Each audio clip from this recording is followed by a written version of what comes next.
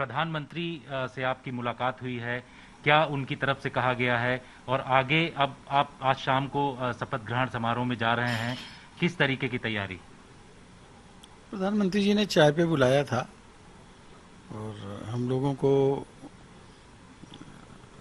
कोई इस तरह का निर्देश वगैरह नहीं दिए गए।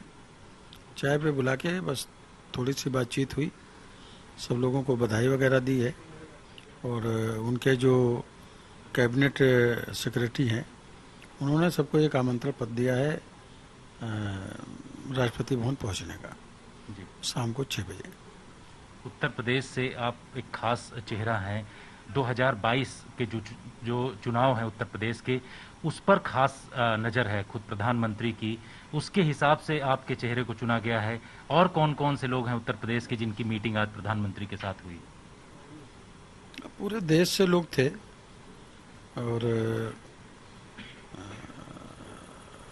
मैं समझ रहा हूँ कि इस संबंध में कोई बात ना प्रधानमंत्री जी ने की है, कि बस उनका ये है कि जो काम है वो ईमानदारी से पारदर्शिता से लोगों को करना है, जो भी जिम्मेदारी दी जाएगी वो करना है।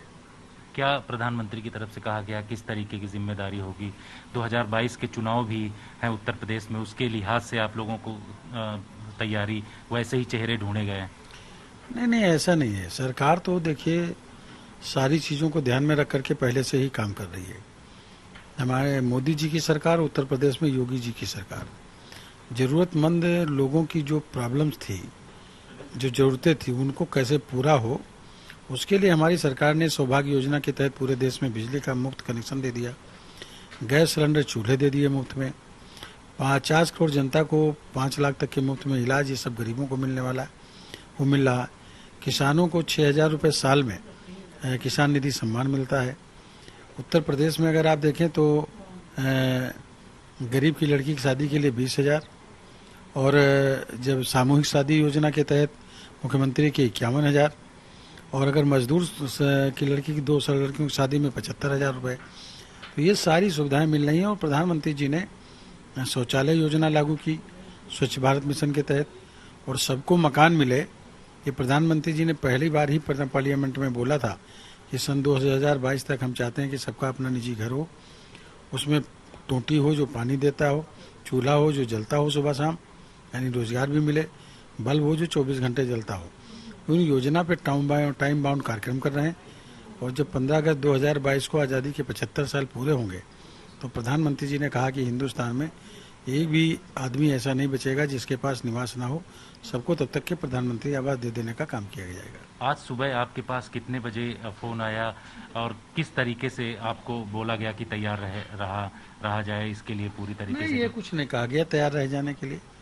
एक फोन 10 बजे के आसपास आया कि प्रधानमंत्री जी ने चाय पर बुलाया है तो आप पहुंचिए, तो हम लोग चाय पे चले गए। जब वहाँ गए तो ये सब चीज़ें बातचीत हुई, थोड़ी बातचीत, और वही जो इनविटेशन मिला वो मिला है खाली बस।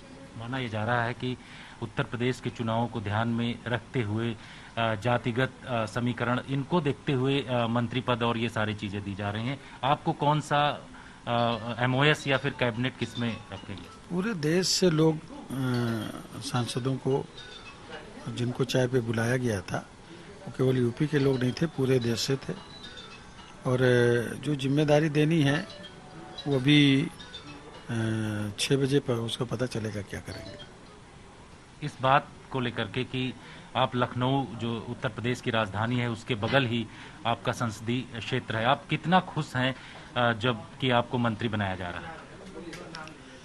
नहीं, मंत्री बनने से खुश होने का मामला नहीं है, मंत्री बनने से और ज़्यादा जिम्मेदारी बढ़ने का मामला है। इसलिए अब और ज़्यादा बिजी रहना पड़ेगा और लोगों का काम और ज़्यादा करना पड़ेगा, ज़्यादा मुस्तैदी से करना पड़ेगा। तो ये जो जिम्मेदारी दी गई है ना, उस जिम्मेदारी को निभाने के लिए बहुत मेहनत की ज़रूरत है और उस मेहनत की जो अपेक्षा प्रधानमंत्री जी ने की है वो मेहनत करके उसको पूरा करने का काम करेगा। बिल्कुल। तो जो जिम्मेदारी प्रधानमंत्री की तरफ से दी जाएगी उसको पूरा करने की कोशिश किया जाएगा। आज प्रधानमंत्री से मुलाकात हुई है और शाम को जो 6 बजे शपथ ग्रहण समारोह हो रहा है उसमें कौशल किशोर जी शामिल हो रहे हैं। दिल्ली से कैमरामैन अनिल जायसवाल के साथ जितेंद्र सिंह, आज तक।